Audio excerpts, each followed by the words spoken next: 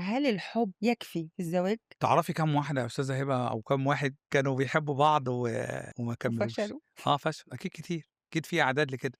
الحب لوحده ما يعني يكفيش. الحب لوحده مش لأ، كفاية. الحُب كان في مسلسل زمان كنت باتفرّج عليه اسمه الحُب وأشياء أخرى، لازم يبقى في الحُب معاه الحاجات اللي إحنا قُلناها، التوافق، الاحترام، الأفكار الواحدة، إن إحنا يكون علاقتنا مع بعض علاقة فيها يعني إحنا حابين العلاقة بيننا وبين بعض، مش حد عايز حاجة والتاني مش عايزها، إمم. كذلك تعاملاتنا في البيت، تعاملاتنا مع الأبناء، كل الحاجات دي كلّها هي بتزوّد الحُب، وهو الحُب ده بداية وليس كل شيء، إمم. الحُب ده يا إما يتكمّل عليه بحاجات تزوّده، يا إما يتاخد منّه الشوية اللي هو كان فيه اللي كانوا فيه، فيبقى في الآخر الحصّالة بتاعتنا فاضية. يعني أنا لو باحب شخص من البداية وحابة إن أنا أرتبط بيه، هل هيفضل الحب ده والّا مع الوقت بقى والعِشرة والجواز الحب بيتحوّل؟ هتعملي إيه عشان يفضل الحُب؟ هو ده السؤال. بيتحوّل.